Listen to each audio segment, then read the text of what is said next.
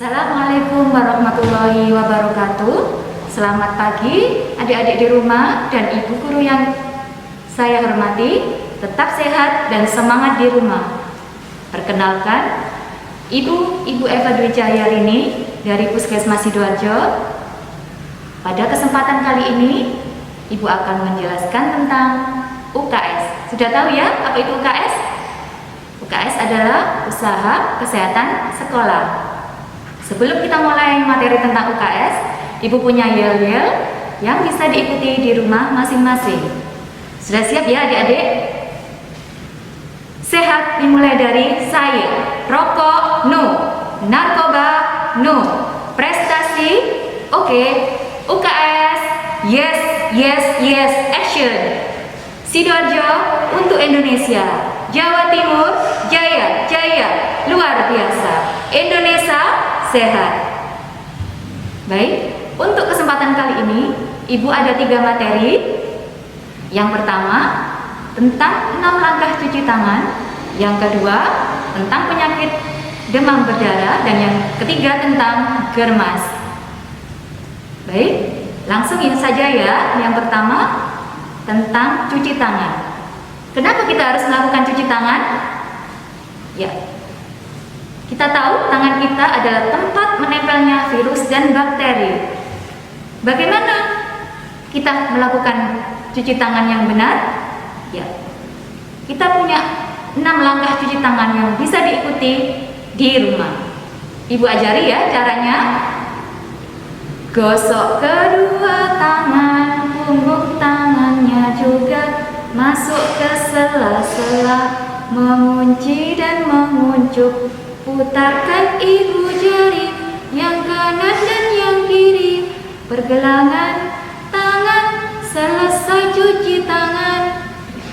Kapan kita harus cuci tangan? Yang pertama, sebelum dan sesudah makan. Dan yang kedua, setelah BAB dan BAK. Yang ketiga, sebelum dan sesudah melakukan aktivitas. Dan yang terakhir, sebelum dan sesudah menyentuh pasien. Baik, dimengerti ya. Kita masuk materi yang kedua, yaitu tentang penyakit demam berdarah. Kita tahu penyakit demam berdarah ini adalah penyakit menular yang dibawa oleh nyamuk Aedes aegypti. Dan yang gejalanya yang biasanya muncul biasanya adalah demam tinggi lebih dari 37,5 derajat, ada ruam dan bintik merah di kulit, kemudian disertai dengan nyeri sendi atau otot, dan bahkan ada sampai perdarahan. Bagaimana cara pencegahan penyakit demam berdarah? Kita kenal dengan 3M+. Bagaimana kita melakukan 3M+ di rumah? Yang pertama, jangan lupa menyikat dan menguras bak mandi minimal 1 kali seminggu. Dan yang kedua, membuang air tempat minum hewan peliharaan di rumah setiap hari. Dan yang ketiga, menutup penampungan air yang ada di rumah. Selanjutnya, tidak menggantung pakaian bekas di dalam ruangan. Mendaur ulang barang-barang bekas yang dapat menampung air. Selanjutnya, gunakan lotion anti nyamuk bila perlu. Selanjutnya, saat tidur bisa memakai kelambu. Dan yang terakhir, kita pantau jentik setiap hari dan menggunakan ABT atau larvasida, dan bisa diperoleh di puskesmas. Selanjutnya, materi yang ketiga ya, tetap fokus, yaitu tentang germas. Apa itu germas? Yaitu adalah gerakan masyarakat hidup sehat. Apa itu germas? Ada 3 yang bisa kita lakukan. Yang pertama adalah lakukan aktivitas fisik. Aktivitas fisik bisa dilakukan di mana saja dan kapan saja, minimal 30 menit setiap hari. Adik-adik jangan lupa ya, jangan terlalu banyak menonton TV, main game, apalagi disertai makan makanan junk food yang berlebihan.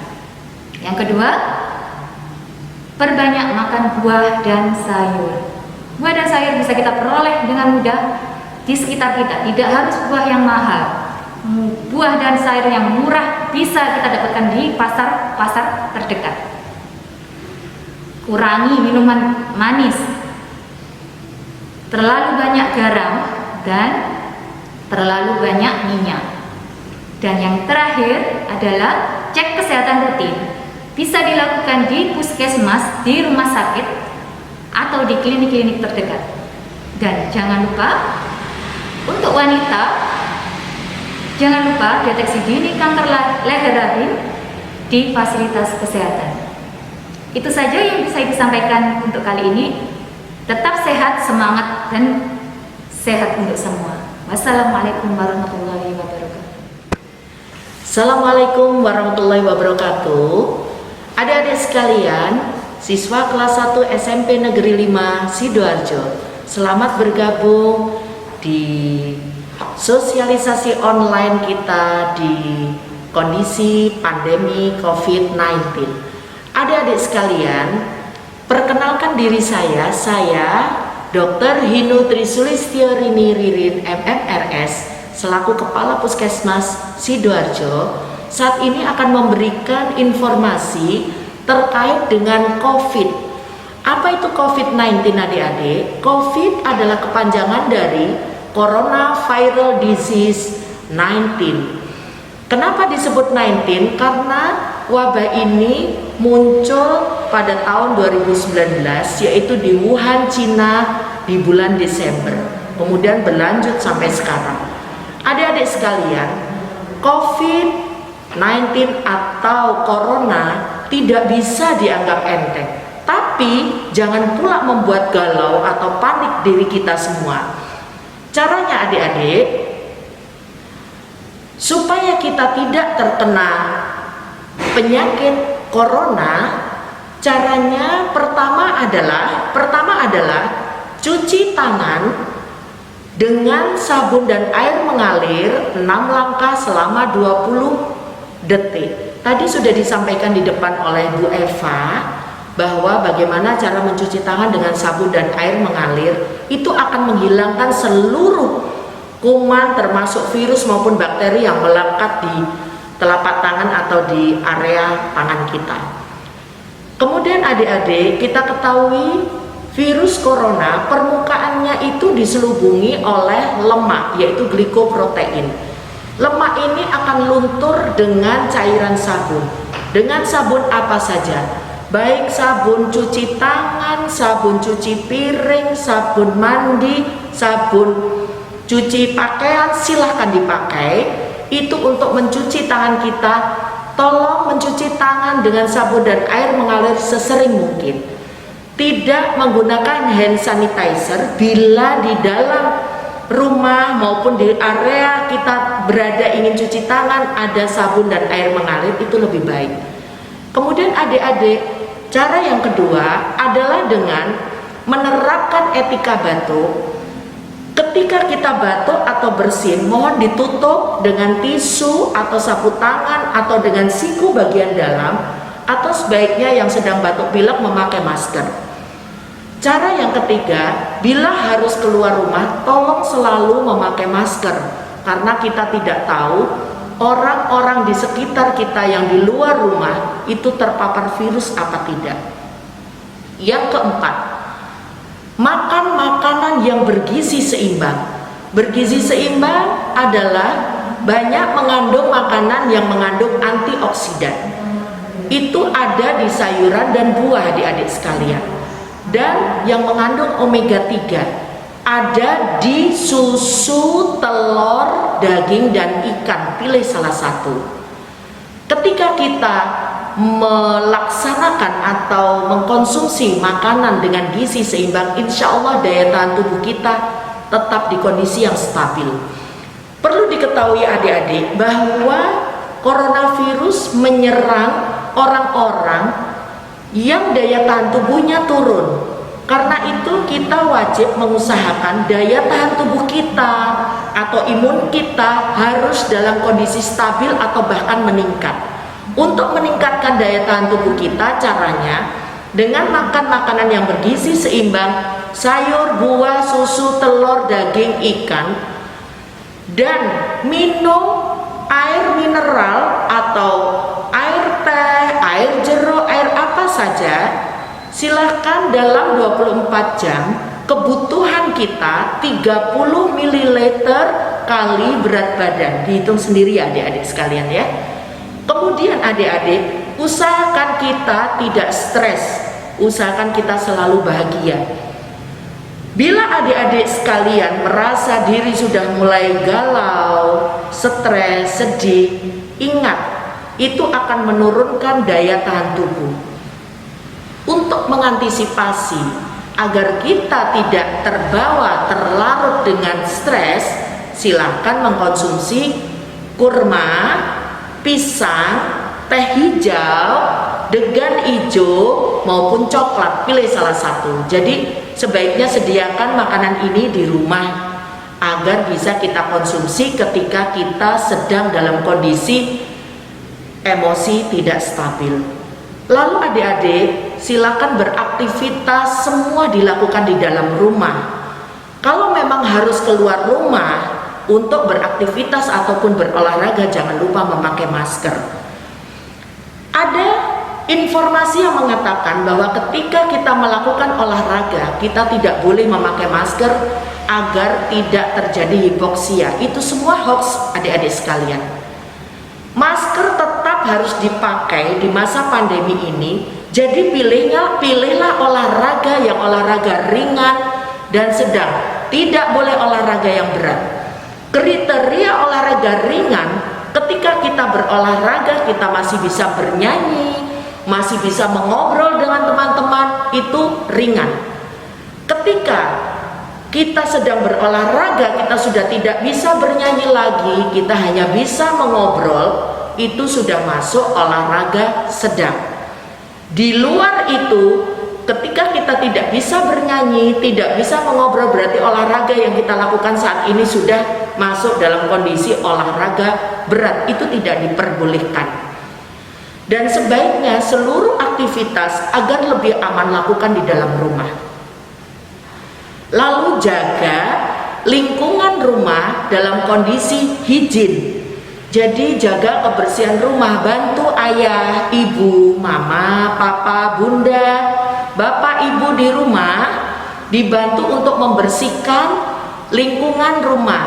Bersihkan spray, sarung bantal diganti setiap minggu, disapu rumahnya, dipel adik-adik sekalian, kemudian disemprot dengan ukuran semprotan yang untuk desinfeksi, yaitu 1 sendok makan Wipol atau 1 sendok makan Lysol, apa saja bisa dipakai, atau 1 sendok makan Superpel, atau 1 sendok makan Baiklin ditambah air 1 liter. Itu silakan disemprot di sekitar rumah, di lantai-lantai. Tunggu 15 menit atau setengah jam baru nanti dilap ulang, dipel.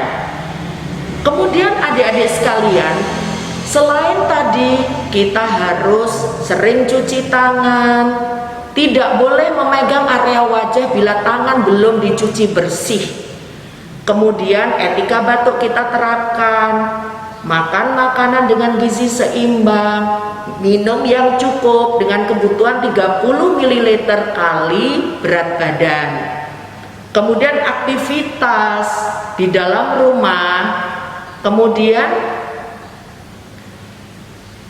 istirahat yang cukup 7-8 jam.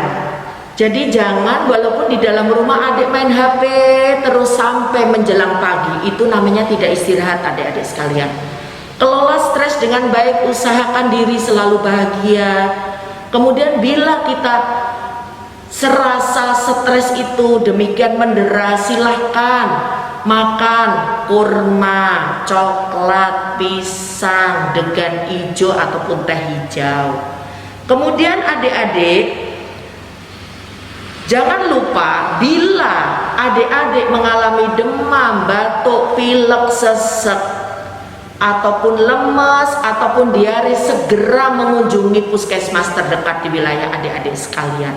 Dan yang terakhir, kita berdoa kepada Allah Subhanahu wa Ta'ala Tuhan yang memberi hidup ke kita agar kita selalu dilindungi, kita bisa terhindar dari penyakit atau terjangkit infeksi virus corona. Adik-adik sekalian, tetap semangat walaupun seluruh kegiatan dilakukan di rumah.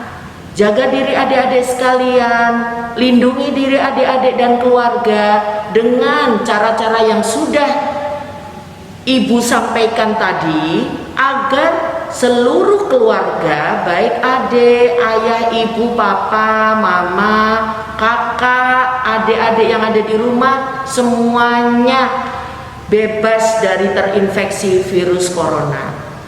Sekali lagi adik-adik, saat ini banyak orang-orang yang terkena virus corona tapi tidak ada gejala, yang disebut OTG, orang tanpa gejala tapi dia terinfeksi. Ini sangat berbahaya adik-adik. Orang-orang yang rentan terkena infeksi virus corona yaitu orang tua usia 60 tahun ke atas, ibu hamil, anak balita maupun adik bayi, dan orang-orang walaupun muda tapi mempunyai komorbid. Komorbid adalah penyakit penyerta seperti kencing manis, hipertensi, kemudian kolesterol, trigliserid, seperti itu adik-adik sekalian. Jadi ingat adik-adik, apa yang adik-adik lakukan saat ini, ingat adik punya kewajiban melindungi seluruh keluarga, seluruh anggota keluarga yang ada di rumah adik-adik sekalian. Jadi kalau ingin berbuat keluar rumah, ingin tidak memakai masker bila di luar rumah, ingin berkerumun dengan teman-temannya, ingat ada ayah, ibu, kakak, adik di rumah yang akan terkena bila adik-adik sekalian terjangkit virus corona. Kemudian adik-adik, bila adik-adik keluar rumah juga tolong dilihat, jaga jarak paling tidak 1-2 meter. Di usia adik-adik sekalian tentunya adik-adik punya kelompok maupun komunitas yang rutin adik-adik akan bertemu. Tolong itu saat ini ditahan dulu, tidak ada pertemuan itu dulu. Kalau memang ingin pertemuan atau ingin bersenda gurau atau ingin berkomunikasi, silahkan semuanya dilakukan dengan online.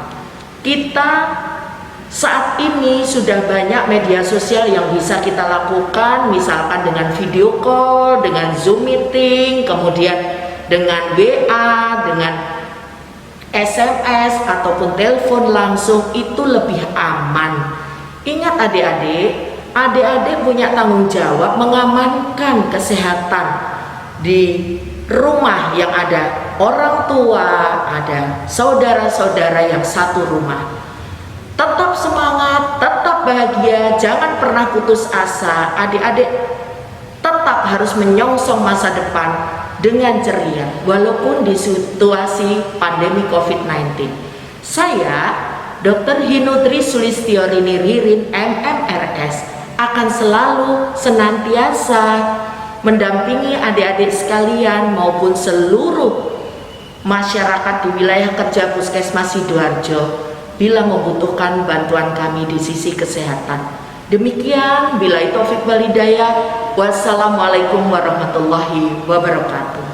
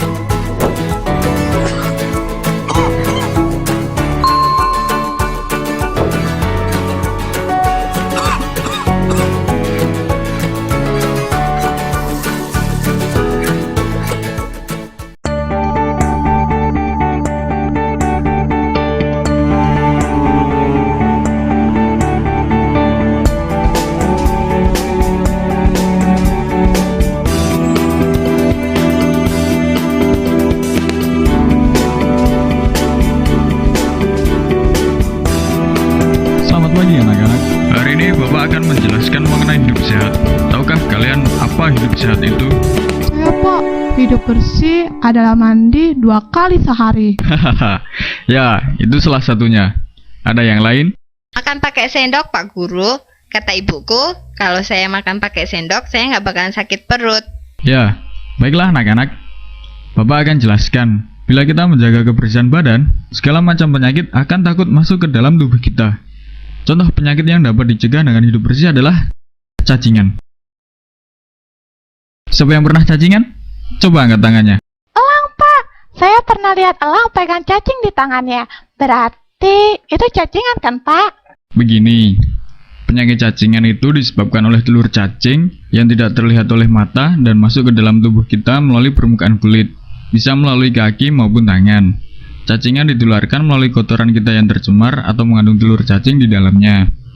Penyakit cacingan mempunyai tanda umum diantaranya pucat, lemas, tidak bergairah, konsentrasi belajar kurang, nafsu makan berkurang, perut sakit atau mencret, perut buncit, kurus, atau berat badan turun. Pak, saya mau tanya. Tadi Bapak bilang penyakit cacingan dapat dicegah dengan hidup bersih. Pertanyaan saya, hidup bersih yang bagaimana? Bapak akan jelaskan satu persatu. Kalian mencatat ya. Pertama, kita mulai dari menjaga kebersihan perorangan. Di antaranya adalah mencuci tangan sebelum makan dan sesudah buang air besar menggunakan air dan sabun. Yang kedua, menggunakan air bersih untuk keperluan makan, minum, dan mandi. Yang ketiga, memasak air untuk minum. Yang keempat, mencuci dan memasak makanan sebelum dimakan. Yang kelima, mandi dan membersihkan badan paling sedikit 2 kali sehari. Yang keenam, memotong dan membersihkan kuku. Yang ketujuh, memakai alas kaki bila berjalan di tanah dan memakai sarung tangan bila melakukan pekerjaan yang berhubungan dengan tanah. Yang kedelapan, menutup makanan dengan tutup saji untuk mencegah debu dan lalat mencari makanan tersebut. Berikutnya adalah menjaga kebersihan lingkungan. Di antaranya, membuang tinja di jamban agar tidak mengotori lingkungan. Yang kedua, jangan membuang tinja, kotoran, dan sampah di sungai. Yang ketiga, membuang sampah pada tempatnya untuk menghindari lalat dan lipas. Dan yang terakhir, yang ketiga, adalah menjaga kebersihan rumah dan lingkungannya.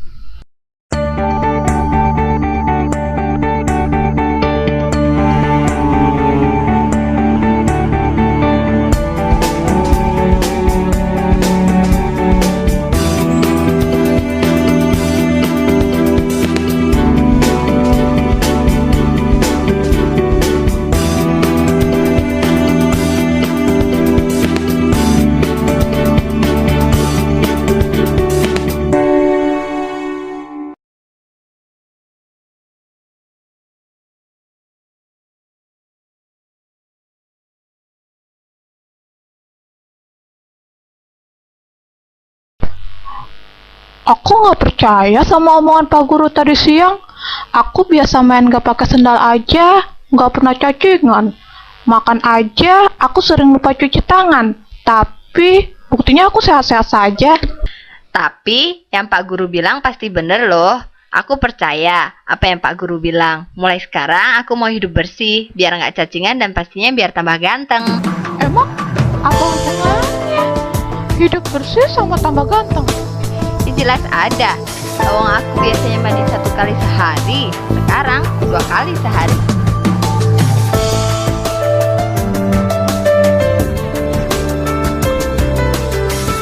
Duh, perutku sakit. Adik sakit? Apa yang adik keluhkan? Dokter, Radit sakit perut. Mari, saya periksa. Kemungkinan besar, adik menderita cacingan. Adik kalau makan cuci tangan dulu. Tidak, dok. Nah, adik kalau bermain di luar, pakai alas kaki atau tidak? Tidak, dok. Nah, adik, berarti jelas adik terkena cacingan. Karena adik tidak pernah cuci tangan sebelum makan, dan tidak pernah pakai alas kaki kalau bermain di luar rumah. Satu lagi, adik juga jarang memotong dan membersihkan kuku.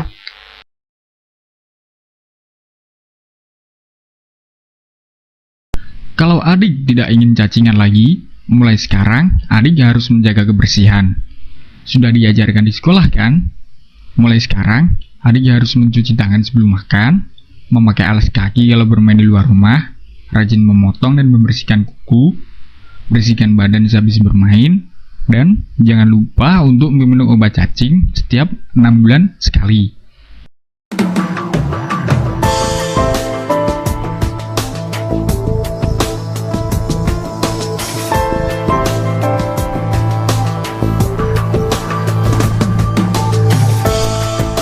Teman-teman, ternyata hidup bersih seperti yang dikatakan Pak Guru itu menyenangkan ya.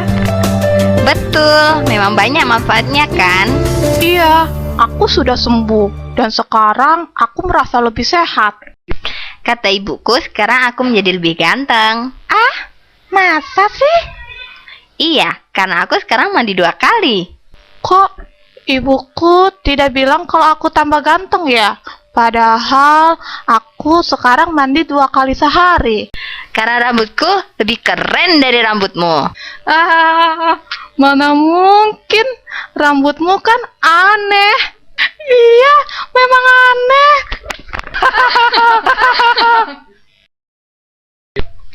Teman-teman, pelajaran yang kita dapat yaitu 1. Penyakit cacingan disebabkan oleh telur cacing atau larva cacing yang tidak terlihat oleh mata kita dan masuk ke tubuh kita melalui permukaan kulit, bisa melalui kaki maupun tangan. Cacingan ditularkan melalui kotoran kita yang tercemar atau mengandung telur cacing di dalamnya. 2.